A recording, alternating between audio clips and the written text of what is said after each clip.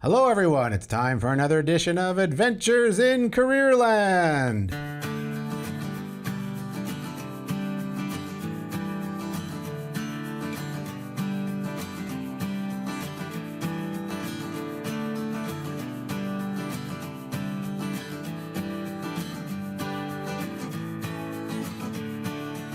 I am Adriano Magnifico. I am the career lead at the Riel Arts and Technology Center. I am your host for this podcast, and we've been doing this podcast for 3 or 4 years now out of the podcast studio at the Riel Arts and Technology Center and the broadcast media program. And the Riel Arts and Tech Center has a number of cool programs that students can choose off the beaten path of high school. You can choose a semester or 2 semesters in this space as you complete your high school education. So you can think about, I want to be in the broadcast media program. I want to be in the applied business management program. I'd like to be an early childhood educator. I'd like to be in the electrical trades. I'd like to be a plumber, a hairstylist, in the new media design program, an automotive technician. There are many opportunities here for students to express themselves in ways that the academic program sometimes doesn't help them as they move through trying to figure out what to do after high school. So the place is jammed with high school students, also has some post-secondary students who come from faraway lands who also want to begin to think about what can a life in Canada look like and what kind of skills can I get while I'm here. So this is a really cool program. Technical, applied, and apprenticeship learning happens in this building. And I'm always very, very fortunate and very, very privileged to work with 2 student co-hosts. One of those students is Andre Poirier, and he is from the broadcast media program, and he's co-hosting with us this morning. Andre, how are you? I'm doing great, Mr. Magnifico. How are you? I'm good. I'm always good, and you're doing great. You said with a sad. Is this a Halloween? I'm doing great. Is this your horrible Halloween voice? This is my Halloween voice. No, I'm very excited for Halloween. Do you like the Halloween season? Is this what you like? Not particularly, but it's a fun season. You know, you dress up as fun characters, going out with your friends, eat candies, then get feel sick after. What do you dress up as? What's your go-to dress-up outfit? My go-to? Your go-to dress-up outfit. Oh, I have a go-to dress-up outfit. Well, I don't have a go-to. It's just different every year. And this year I decided why not go for a Cousin It on vacation. It? Cousin It from the Addams Family. Oh, the Addams Family. It. Oh. Yeah, the guy with hair. Okay, very good, very good. All right, we have another co-host from the Applied Business Management Program. That is Ashley. How are you, Ashley? Hello. Hello, I'm doing good. I'm really energetic. So are you now? You're from the Philippines. You've only been here a year, which astounds me because your English is better than all the rest of the people in this program. Better than mine. I think it's a sad commentary on the state of the Canadian education system. No. But do they do Halloween in the Philippines? Yes, Is that a big deal? Big deal? Not as a big deal as Christmas, but we do have like trick or treats, and we go around the village as well to get candies. So what are the trending outfits in the Philippines? Trending outfits. Okay, so in the Philippines, we but there's this thing called like witchcraft, right? So then there's like manananggal, there's like bats, and there's like a creature where it's like half human and half horse. So yeah, like it's kind of creepy. A centaur? Yeah, I think that's what it's called. So yeah, there's like a lot of creepy stuff in the Philippines when it's Halloween as well. So you've been here. You've been through one Halloween already? Here. Yeah. Is ours kind of tame compared to the Philippines? I wasn't able to attend any like Halloween parties or went to trick or treating last year, but I think it does seem different because of like I guess the culture. It's like such a big deal here compared to the Philippines. So I think that's what's makes it different. Well, I think Halloween is kind of when I was growing up, we would just go out there and grab the candy, in an old I don't know, pillow sack. Now I find and we'd be out there all night. Yeah. And there was lots of snow a lot of the times. And now I find the parents are dressing up more than the kids when they come. And the parents are coming with their kids. We're going to get 250 people on Halloween this week at our house. Oh, people are very competitive. Yeah, that's what I thought as well. Because there are a lot of like TikTok videos right now that like shows like, oh, we're a family, and then they're gonna be like dressed up as like the Addams Family or something, or like Mario characters. Yeah, the parents get into it. My mom and dad just kind of kicked me out the door, threw banana peels on the steps on my way out, and then it was my time to go get my candy and make my way go. Like it was today, like the production that goes into these costumes from parents. Yeah, I guess so. And it also, I guess, is like a core memory for the kids too, because like if the parents get involved, you know, that it's like a bonding experience with the family too. So I think it's good. We did none of that. We just went out there, bonded with your mom and dad on Halloween. Like I want to bond with my mom and dad. What is the matter with you people? Oh my gosh. Anyway, hey, my topic I like to talk about. We've got a great guest here. What's your feeling quickly about entrepreneurship? Is this something you want to do in your life? Are you connected to it? Do you have family members in it? Andre? Not exactly, but not exactly. But my grandpa has his own farm, and he has his own little company where he makes these sensors for grain spouts. So that, you know, when it gets full, it alarms, stops it. So I've worked with him on that. So do you like the feeling of being the entrepreneur? Do you like that piece? Not really. I just like building the stuff. He goes, all right, here's how you build it, and I build it for like 6 hours and get paid. Oh, so you'd be the good drone. You'd be the good factory worker. Yeah, I would. I like that. That's kind of sad. Anyway, yeah, it is. How about you, Ashley? Well, I guess you know my answer. It would probably be yes. I feel good about like entrepreneurship in general, because back in the Philippines, I did have a small business with my sister and like managing that. And going through that phase was actually like a good experience for me to grow in my career. So I could say I feel really good about entrepreneurship, and just to pursue it more is also another way for me to like, I think at least grow and like explore more about it. That's pretty cool. And it's funny, that's a cultural thing. So in the Philippines, are there lots more kids thinking I want to be an entrepreneur? I could say so, because like Filipinos, or like in my generation in general, I guess, is that we have this mindset of providing for the family. So you have to like, you know, think about like ways on maybe how to like earn your money or something like that. So. Interesting. Well, we've got a guest here who is, I'd say, kind of a serial entrepreneur. He's not dangerous or anything, so I use the word serial. He's a serial entrepreneur who does amazing things, and I've known him for about 20 years. I can't even remember where we met or how we met. I just remember being in his office and listening to his stories. And Neil can talk about how we met if he does. But I'd like to introduce you to Neil Krovats. He's the president of Careerland Technologies. And he's a Winnipegger, but he's living in Vancouver. And he just told us before, he's staring out at the ocean. And he's living the dream of every Winnipegger. You're staring out at the ocean and not watching that uninterrupted view to the horizon and the beautiful sunset. Tit for tat, I guess. Anyway, Neil, how are you? I am fantastic. Good morning. Good morning. Hey, tell us about, you're in high school. You're St. Paul's grad, right? From what year? The 1983-ish? Yeah, exactly. 1983, grad. And that's grad by the very minimum definition of grad. Yeah, because I remember we talked many years ago, and you just felt how the school system really wasn't doing it for you. And you couldn't quite figure that out in high school. But talk about your life in high school. What was it like learning? What was it like getting through? And St. Paul's is a tougher place to go to school. That's been my impression. It's a little more demanding than the regular public school for all kinds of reasons. People pay for it. It's a private school. It's a boys' school. It's a Catholic school. Tell us about your experience in St. Paul's High School and what you were feeling going through the experience of becoming that high school grad from there. Well, for starters, going to school, I wasn't Catholic. I wasn't disciplined. I was a boy, so I had that part nailed.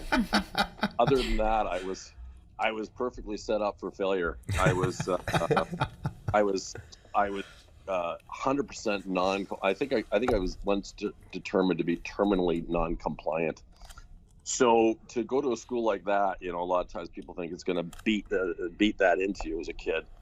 Parents will send their kids to different, military in the United States military schools and things like that. But it was what could possibly, under the category, what could possibly go wrong? It was Neil Krovats going to St. Paul's High School. Yeah, but okay, so you're going through there and you're doing the academic programs. You're like, we were chatting, were you scraping by in St. Paul's?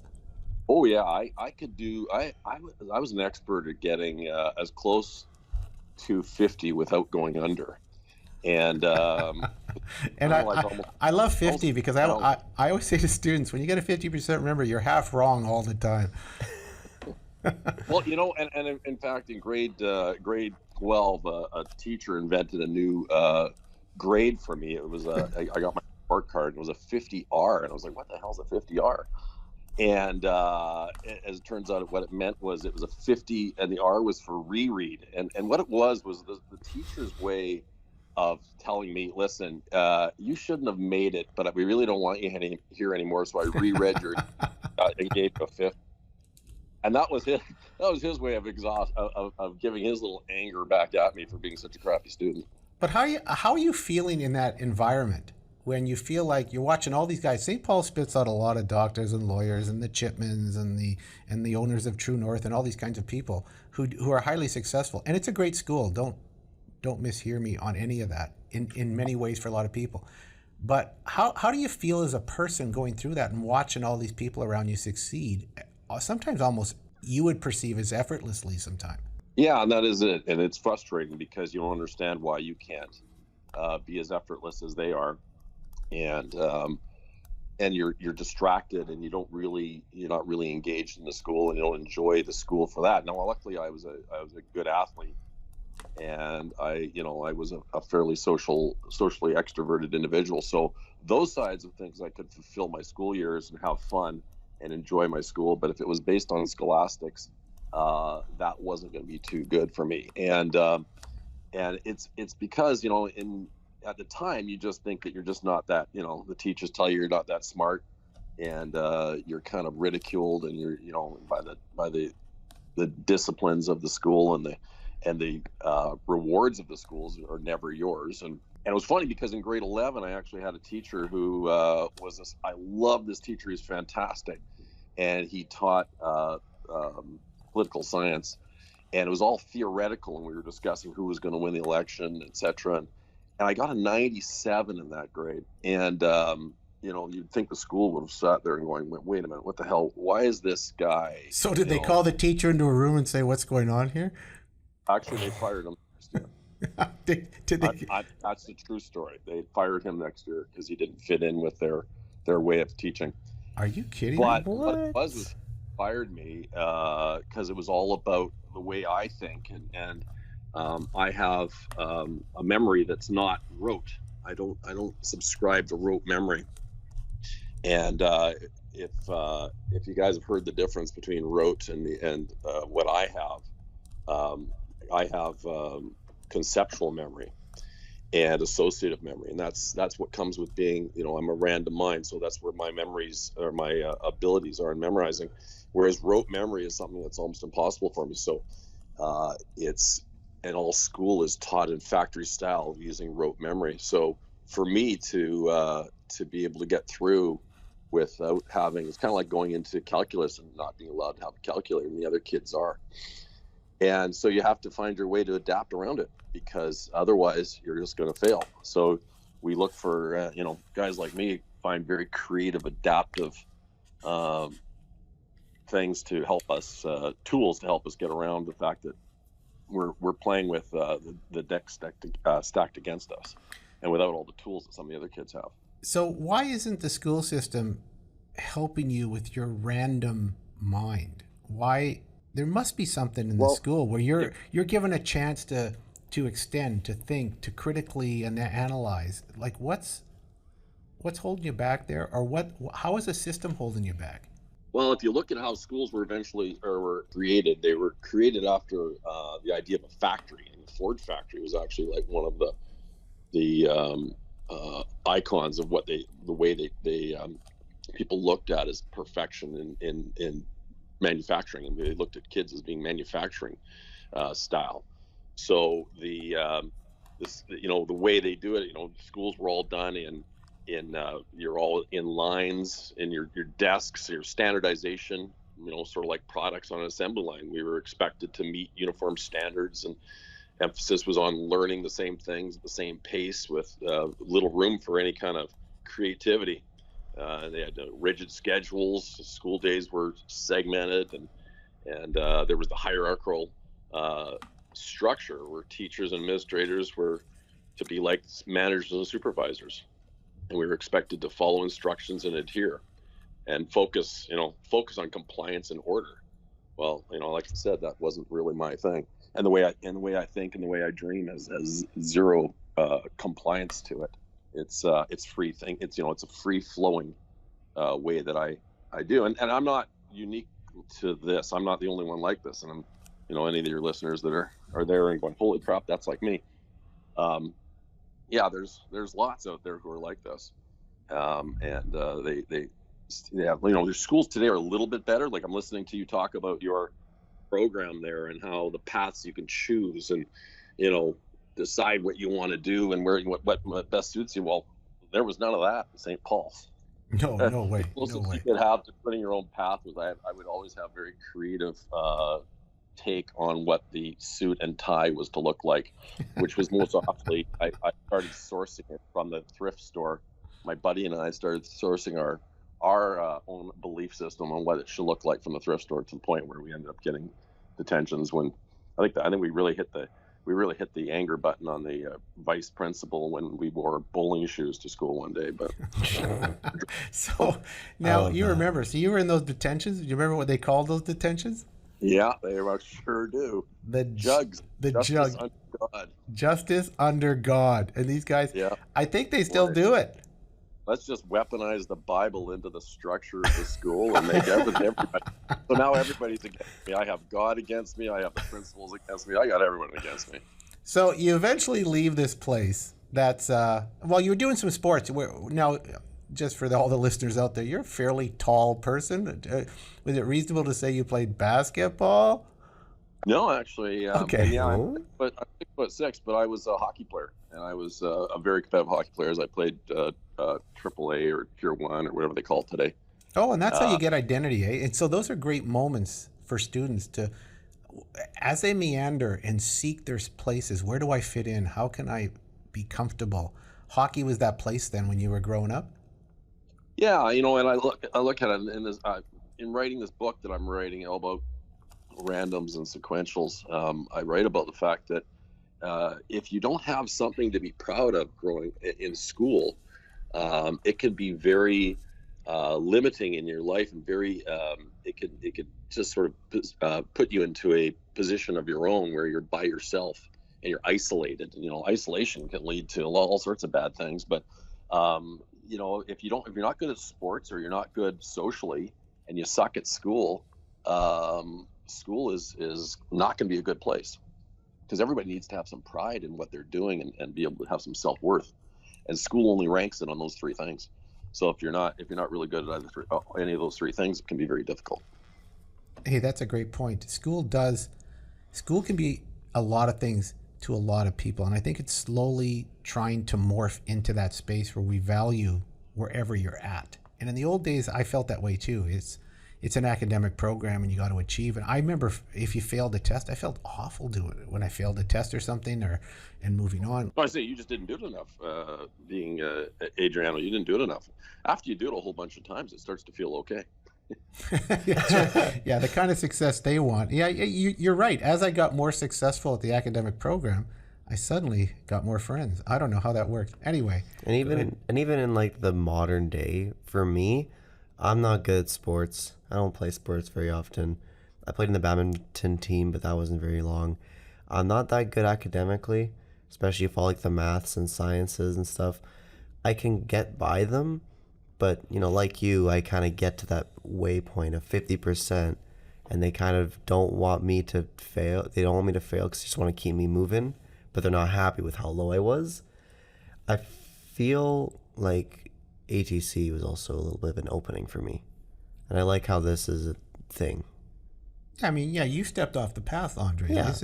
He's chosen the broadcast media program here, where he learns television, broadcasting, networking, and you've had some experience in that, Neil, as well. But they are learning it from the inside out, and they are doing it with high-end, industry-grade professional tools. And that's where he stepped off the path in which he would have felt like you, potentially, where he's thinking, I'm getting my 50, they're dragging me over the line, don't know what I'm doing. And now, is it fair to say, Andre, you're feeling like you're successful, You're making a whole new group of friends who value the same things you do, who are committed to the same kind of skill sets. I'm feeling that. I'm feeling alive now here. Alive? Oh my I God. feel alive here. All right. Somebody get a fire extinguisher. That's fantastic. It's here. It's here. I just made it through on that because a lot of guys like you wouldn't have made your way through. I'm really happy to hear about that. Thank you. That's awesome. Thank you. That's awesome. Hey, now you leave eventually. You go to the U of M, and you get a degree at the U of M. What did you get? I got what did you get? And how did you get it? Well, it was a degree in beer bash actually, and to be honest with you, I never got my degree. I ended up finishing one credit short of getting my degree, which drove my mom absolutely crazy. Don't you want to go back and just get that credit? No. Well, but you can just. There was one way. Yeah, I don't care. But yeah, no, I don't care. It's not gonna be anything that's gonna help me in my future. Having a degree in arts at U of M was not part of this construct of what I saw my future to be, so I didn't care. It was more about just learning, going through a time where you're growing up and learning, and university is great because it's the years that you need to just grow as an individual and start to figure yourself out. So whether you're successful in the school or you're just successful in beer bash, it still is a great experience. I mean, it's an expensive experience to go and party, but it actually does a lot for the rest of your life. Yeah, partying is a great way to network and get connected to people who have some of the same values you do. It's nothing wrong with partying. I always tell kids, get out and party. Go meet people. Go meet friends, relatives, girls, boys. Go meet people. That's how you start moving your life along. Outlet. For me, there wasn't the creative outlet to be able to go like Andre does. I didn't see it at the time. It wasn't made obvious to me. So for me, it was like, here's your choices. And they were all just basically more of the same stuff as high school. So, I tried to choose the one that made any kind of relevance to my life, and it was economics. But if I'd been able to get into commerce, I would have had a fantastic time because it was all about theory and business, which excites me. But I didn't have the grades that I would even come close to getting into that. I mean, today to get into Asper, what do you have to have, like a 3.9? Like, I would have enough if you added up the sum of 2 years, I might have enough to get into Asper. Maybe. Anyway, so you finish off at the U of M, going through there, but you're getting a lot of good life experience and you're growing in confidence because you're pretty close. Do you ever want to go back and get that last credit, or do you care? Oh God, no, I could care less. Actually, what I want to do is go back there as a wildly successful businessman and be given the honorary. Yeah. And then just laugh because that's the way you're crazy until you're successful and then you're brilliant. That's right. And you're full of crazy ideas that happen to be kind of brilliant. So that's kind of neat. So you finish all that off. Now you get the entrepreneurial verb. And when did you start Clearline? Clearline Technologies has been a company in Winnipeg for a long time. And it specializes in a special invention called the Seaport, which I've seen in action. Talk about what that is. How did you get into that space and start thinking, this is what I'm going to do? Well, I went into the family business. We were a manufacturer's agency. And for all those who don't know what that means, it's that you represent different products in your territory. Mine was all in the exotic and exciting and sexy world of plumbing. And so I was working for my dad. He was a manufacturer's agency, and my brother and I worked for my dad. And so we would sell different products like faucets and water heaters and all sorts of different plumbing products through to plumbers, through wholesale distribution, etc. And we represent different factories. So this was, I did this for a number of years, learning all about marketing and business and networking, and that helped me formulate those skill sets. But then, it was a very limiting business. I'm a big thinker. I don't like any kind of limitations on my freedoms, my free will for what I want to do. And as a manufacturer's rep, you're stuck in a territory, and that's all you can do. And being in a territory like Winnipeg, Manitoba, there's only so much you can make because there's only so many people. And you start to understand that scale is everything. And if you're in a small market, that's your limitation. And I, as a random person, I do not like limitations in any which way. So So I identified the fact that being a manufacturer was something that allows you to be able to partake in the economies of the whole world instead of just your geographical area around you. Mm-hmm. And so anyhow, so one day a factory came to us wanting us to represent their product, and it was this plastic dome thing, a little square dome that you would put a pipe on a roof. So if you guys look out at the top of a commercial roof and you see these pipes running on the roof, it was this plastic thing that would hold the pipe off the roof. And prior to that, they just used wood blocks. So in the end, we didn't get the line, and I decided, well, I think I can make something better than that. So I started looking for ways to manufacture a block to hold things up off the roof. I identified the fact, being a good Ukrainian Winnipegger, that it couldn't be expensive and it had to be competitive with wood. So I started looking at waste streams. So basically garbage to make my product out of, because garbage has a pretty low input cost. And it might be able to get, after manufacturing, it might be able to get me in around that same price, which is when I came up with recycled tires and recycled tire rubber. So I started making a whole support. I invented and developed a whole support system to go on rooftops for supporting pipe and HVAC equipment, electrical, etc., all made out of recycled tires. And we take the tire crumb, we form it into products, and we mold it and add different steel parts to it. And we developed a whole line to do this. And we now sell it all over the world. And that's led us into other products that we sell. We are in the traffic business. So if you guys are driving around and you see curbs or speed bumps that are black with yellow, that's what we make, all made out of recycled tires. So, Oh, wow. So the ones in town right now with the yellow strip, isn't that the distinctive piece to it, the yellow strip? Yeah, that's because it pops off the black. And there are some competitors. So, the ones you see that are all beaten up and the strips are peeling off aren't ours. That's the bad, ugly competitors who make a much inferior product to ours. So you went to the environmental aspect of, let's take some old stuff that's going to the landfill and let's repurpose it. You're an eco person, aren't you? Absolutely. There's a couple things that go into it. Everybody loves a treasure hunt, and being able to find, take garbage and make it into something is actually quite exciting. It's quite compelling. And when I do tours of our facility, where we did our whole offices were all built out of repurposed material. So every single, right down to the last 2x4, was all repurposed in our offices. And we walk the walk of what we say. And everything we do is repurposed, all of our furniture, everything. And yeah, so it's kind of exciting. But here's the real big secret. I know, don't tell anybody this because I don't want everybody to know. All right, So, everybody, lean forward. Make things out of garbage, your profits are spectacular. And all business out there in this world, all the different styles of business, all the exciting things people do, the most exciting thing in business is actually margin. Not whether your company name is known or on a front of a F1 race car or whatever. Margin's way more exciting because margin is equal to success and depth and longevity in an industry. So that's one of the cool things. That's one of the side things about making things out of garbage. But at the same time, I love the fact that we as a company have an altruistic belief system, and that's one of our core values, is that we're going to make the world a better place. It helps consolidate all of our people under one vision, which is everything we do at Careerland is for the betterment of humanity or the environment. And we are the best producers, the number one producers of recycled rubber products in North America at what we do.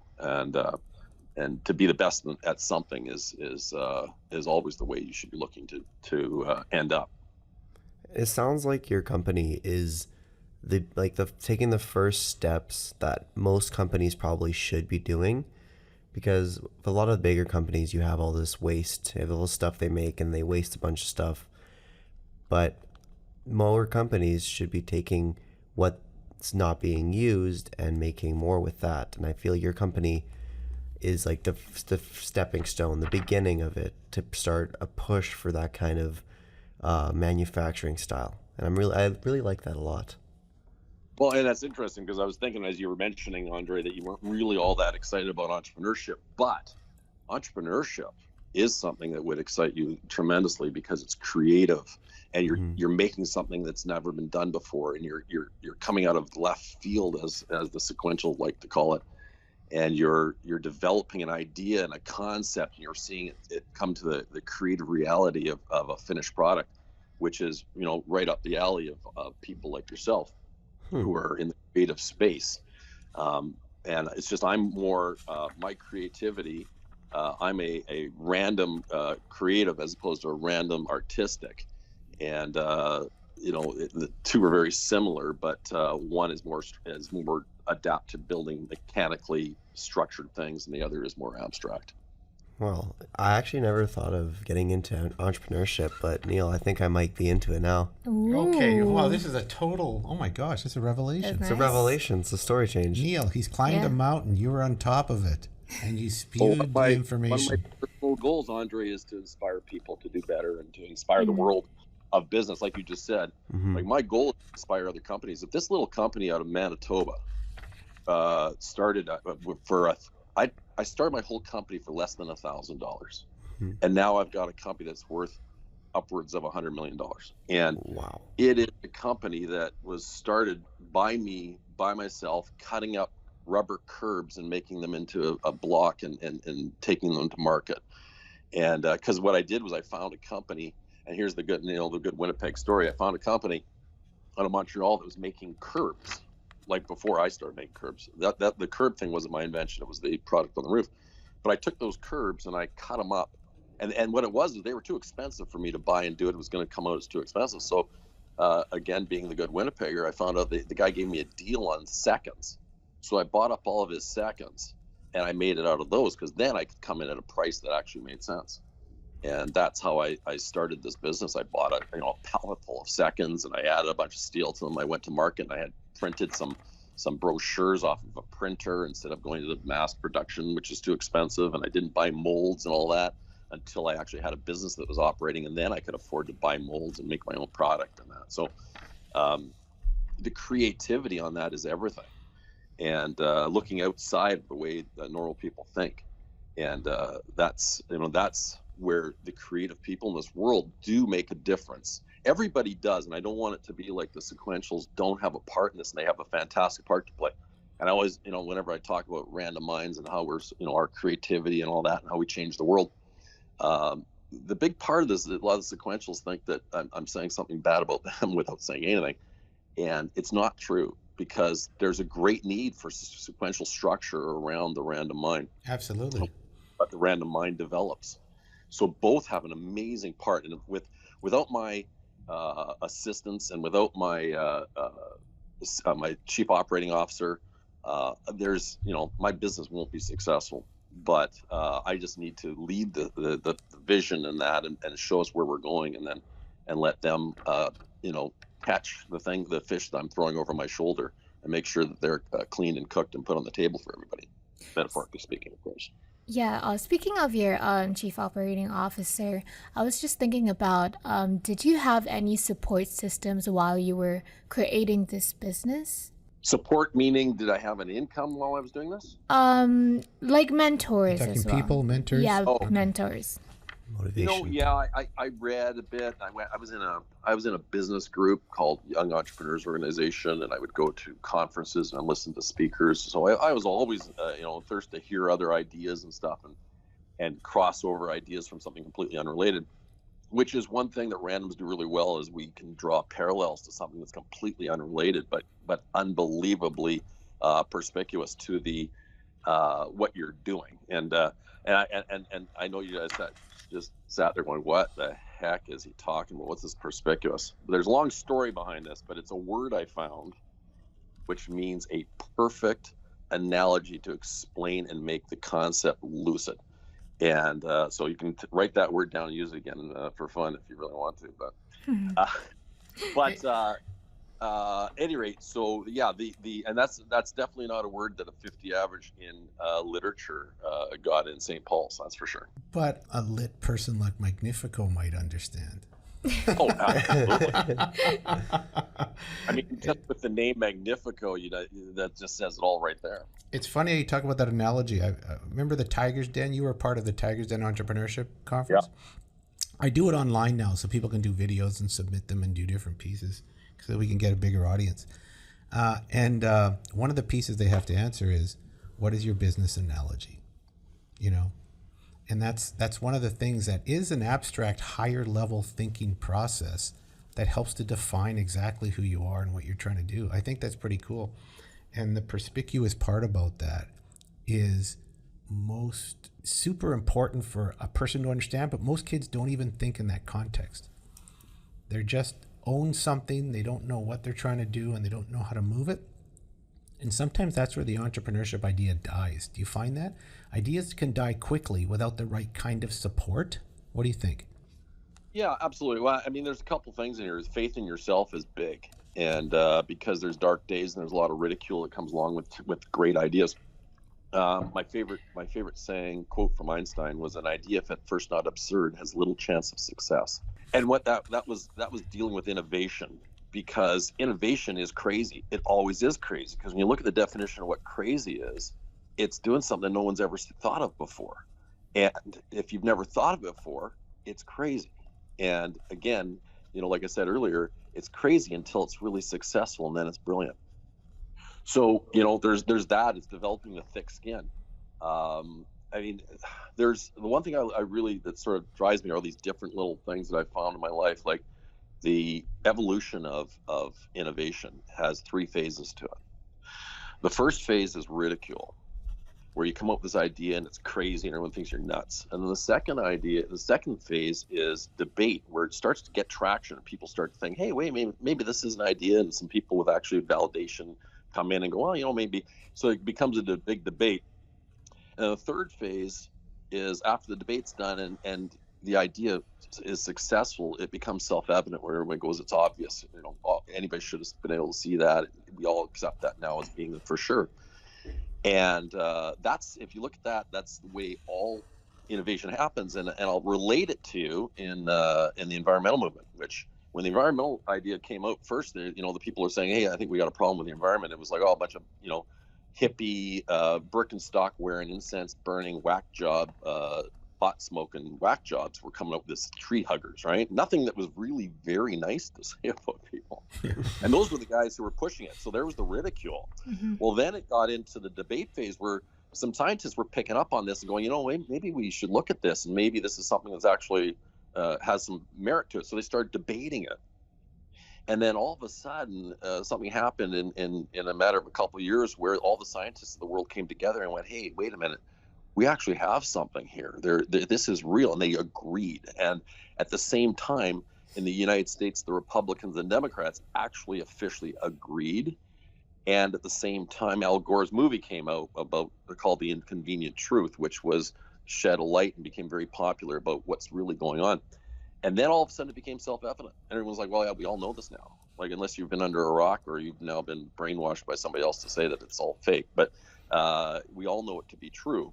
And now, but it had to go through those 3 stages. And now everybody's making money on different products and stuff around helping the environment. And it's created an industry that's all new and for me, quite exciting. And it's huge. And I remember, aside from the obvious recycled rubber and making all the seaports out of this stuff, which is environmentally conscious, I recall sitting in your office and you were working on it. You had a whiteboard with about 10 ideas you were working on all the time. One of them was the insulation. You remember the hemp insulation? Did that ever move, and what happened to that one? No, in the end, it didn't happen, because for something to be great in this field of environmental has to pass 3 things. Oh, boy, here I'm back to 3 things again. It's 3 different things. But and then you'll look at our logo. We've got 3 leaves in our logo, and they are representative of these 3 things that make it successful in environmental businesses. One is, it has to be truly green. It can't be greenwashing. It has to really pass the test that actually is really green. which hemp insulation was. But the second was it had to be equal to or better than the non-green alternative. So it couldn't be like citronella, which was not even close to the toxic stuff that they put on. And it was just, I always joke, I say, I want to find that citronella salesman, because that guy could sell snake oil to anybody, because this guy, like, that was a total load of crap, and it undermined the whole environmental movement. And then the third thing was that it has to be price competitive with the non-green alternative. It's been proven statistically that people will only spend up to maximum 10% more if it appeals to a green, or if it's green. So if you hit all those three things, your answer is 99 out of 100 times your answer is going to be to go with the green alternative. Because when you think about it, well, if it's the same as the other thing, it costs the same as the other thing, and it's actually good for the environment versus that other product that's not, I'll take that one. So that, and so many people, so that's a long explanation, again, off on a tangent, which is the random way of speaking, by the way. And everybody in the audience who's sequential is driving them crazy right now. There's a little bit of pain because they're going, can we get back on topic? But this is the way I think. So this is the way our podcast works, though. So we go where the conversation takes us. Yeah. Perfectly suited for the randoms. And the sequentials are, I was joking, say one of the most common phrases by a random is, what were we talking about again? And the sequentials are very quick to tell you exactly what we were. When I work with my engineering team, my engineers, I actually secretly enjoy the pain in their face when I go off on a tangent, and they're all, of course, very sequential. And I go off on tangents, and then they're just in pain until we get back onto the path. It's like, it's fun to watch sometimes. It's just, good random payback for all those years of being crappy in school, and the sequentials were so much better than you. So. You know what? That's awesome. Just a last quick thing before we have one little thing we like to do with you, but if you were to give some advice to a student, Neil, you've been through it. You've come forward through this process. You've been doing a lot of thinking. For crying out loud, you're trying to write a book. You're getting this thing together. You're getting your thoughts together. What advice would you, if you walked into a grade 11 classroom, you saw these kids sitting in the pews, what would you advise them to think about? That's easy for me. Dream big, really big. Everything I ever dreamt of in my life, I've attained, and that is for everybody. And but you need to, everybody who dreams, the one thing I found interesting with all the people that I helped to mentor, and that is that they don't dream big enough, and I understand the reasons why. People are often afraid if they dream too big that they are going to be disappointed. They don't want the disappointment. Or if they, dream really big and they tell people they're going to laugh at them, and the devil's advocates of this world will tell you why that's not going to happen, and just beat down on you. And so people reel back from dreaming like huge. And if you just dream about something that's attainable, that's not a dream. That's a goal, which is good, but it's not a dream. And, I tell people to right size their role in their dream. Don't right size your dream, because right sizing means to bring it into something within grasp, and that you have the immediate tools to achieve. But you don't have to. You can leverage, you can find, you can go and find other ways to bring it in place that you didn't see until you started working on that dream. But people will look at their immediate tools and everything they have within them and go, well, I can't do that. And I'll give you one quick example. We have time for it. I bought this giant building, and I didn't have much money. I had $100,000, and the building was millions of dollars. And I needed a whole bunch of money to put down as a down payment. And it was a massive building, and it was the motor coach buildings over on Wall and Aaron Street. And I remember my brother, who's he's a full-on sequential. He looked at me going, well, you don't have the down payment for this. How are you going to do this? I don't know. I'll figure it out. So as it went into the negotiation of this building, and I was looking at it, I had $100,000. I needed $500,000. So what I did was, the building had 3 buildings, and had a giant extra parking lot. So what I did was I bought the building, and I had a long due diligence period on the contract, which means the amount of time you have to figure things out before you actually pay the bill. And during that due diligence period, I sold the small building and the extra parking lot for what ended up being $500,000, which was my down payment, and allowed me to buy the whole the buildings. So yes, in the immediate right in front of me, I didn't have what I needed to accomplish it. But when I looked at what the end in sight was that I wanted, and I worked my way back to how to get there, it's amazing how some creativity and some thought you can find your way through to what you really, really want, if you really, really want it. And Yes. that's the other thing, is when you're dreaming really big, you got to think, this is what I really want. And quickly, in that giant warehouse, is that where a lot of your cars are? Yep. And I just want to say public apology, because I had Neil come out to a Windsor Park Collegiate talk in his Jag, and this beautiful Jag. Do you remember that? Yeah, it was my Porsche. Your Porsche, and somebody hit it in the parking lot, and it was a vintage original paint, and always felt guilty about that. Anyway, That's public apology, my friend. Quick question. What Porsche? What model? It was a 1995, still have it, 1995 911 Cabriolet. Oh my God, it was love that gorgeous. car. It was I love green. that car. Remember, I think it was green. It was a Porsche. It was green. It was red. It was Boy, red. your memory. No. Let's hold it. You came with a Jag. It was green with brown interior. No, I have no idea where you were. You don't. Okay, so I hit another car. Anyway, That was different. The Jaguar was silver with black, Adriano. okay, so who had the green one? Somebody came in there and we hit that one too. Anyway, we have a history of hitting cars in the Windsor Park parking lot. Value vintage cars. Oh my gosh. Anyway, hey, we do something kind of cool here called quick cues, and Andre's going to explain it to you. You just got to listen to what he's going to do, and you'll do it really quickly. Andre, All right. go ahead. So the viewers of our podcast will know quick cues, but the quick cues is a game, little fun thing. We have a couple questions to ask you, this or that, and you just have to answer it to the first thing that comes to your mind.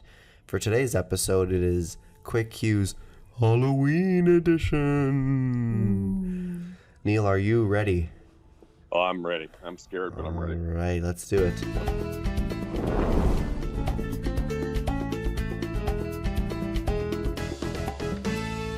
Snickers or Hershey's? Snickers. Trick-or-treating or handing out candy? Trick or treating. Porsche or Jaguar? Porsche. Scary movie night or costume party? Costume party. Candy apple or caramel apple? Caramel. Bobbing for apples or carving pumpkins? Carving pumpkins. Hocus pocus or Beetlejuice? Beetlejuice. Haunted house or corn maze? Haunted house. Skittles or M&M's? M&M. Scream or Halloween? Halloween. Ghostbusters or Casper the Friendly Ghost? Ghostbusters. And for our final question, what is the greatest podcast of all time? Oh, it absolutely is the one I'm on right now. Woo! Okay. And Neil, congratulations. Now we can upload this podcast with the energy and dexterity it needs to find its viewership. Anyway, sir, you know what? Thanks for doing this. I have so many questions because I know you and we've had a lot of conversations, but we could have gone on for another 2 hours. You have so much to say. You're so interesting. You're so creative. There's so much that you can offer to a young person, and young people will listen to this podcast. Many of them you listen to it in their classrooms. So I think you're going to be inspirational. I think you're reminding them that you just got to find your best self. Your best self doesn't come in a classroom necessarily. The best classrooms are outside of the one that are in schools. So it's and your experience in that and how you're engaging that is part of your journey. And you have an obligation. I think I always say to kids, you have an obligation to go find yourself, to go find your best self, to explore things, to take chances, to take some risk. And boy, you've taken a lot of risks, and you find you're the consummate problem solver. The stuff you do, the things you acquire, the businesses you start. And we just touched, ladies and gentlemen, we have just scratched the surface on the kinds of businesses Neil does. He's got a lot of pieces going down, and even some very cool court cases that he's been a part of in the U.S. This is a walking law and order program. So Neil, there's so much you've done. We could have talked so much, so we get a snippet of what a special person you are. Any final thoughts? If anybody wants to reach out to me, you can get my contact info from Adriano. If any of this resonates with you, I'd love to help. I love mentoring young people and showing you how you can find your way. We can all help a little bit. I love being able to help everybody who's in your age and going through what I went through, and everybody else. I mean, it doesn't matter if you're random or sequential, whatever. I'd love to help and help you guys meet those crazy big dreams that I think you guys should all shoot for. Because, if I told you that you could have whatever you wanted, then what's stopping you from dreaming big enough to go get it? Awesome. You've inspired me. I put something off for a long time. I'm gonna go get at it. I'm gonna go get at it. Oh, hey, one last thing I want to mention. You notice the crazy out there when you're doing these wild things, and people who are the devil's advocates. Keep them away. Don't go anywhere near them, and don't tell them your amazing ideas and your amazing dreams, because the devil's advocate, it's right in the name. They are the devil. And I don't care to hear why something won't happen. I want to know how, if you think the idea is cool, now how can we make it happen, instead of here's why it won't happen. Here's why it won't happen, people. I don't want them anywhere near me when I'm trying to create amazing, unheard of things. And that's the same thing. When you have your goals and your dreams, tell somebody whose answer to you is going to be, that's cool. How are you going to do it? That's right the on. people. Right on, brother. Wow. Inspirational, sir. You know what? And I'd like to thank our production person, Chin Kai Chang, who is working in the production. He's been sitting there listening to this, inspired. He's putting little hands up, little information about what's going on. He's whispering in our ear about this and that. So thank you, Chin. And Achilles and Grace also help out in the production of this event. We're on social media. And as always, thank you to Andre and Ashley for just being yourselves and slowly coming out of your shells here. Like, Neil, if it's hard to believe, these people were very quiet when we started this, and now they're slowly beginning to find their niche. They're beginning to find their voice, and that's super inspiring to me as someone who works with youth all the time. So much appreciated, you too. And Neil, thank you. Oh my gosh, we have to get together. I want to have a coffee or whatever you want to do. You know what? Good. I like it, and that, hey, you're an inspiration, and you know what? I'll even buy you that coffee. That's what it is. Okay. Well, now it's special. Now it's special. So everyone, that's it for another edition of Adventures in Careerland. Woo!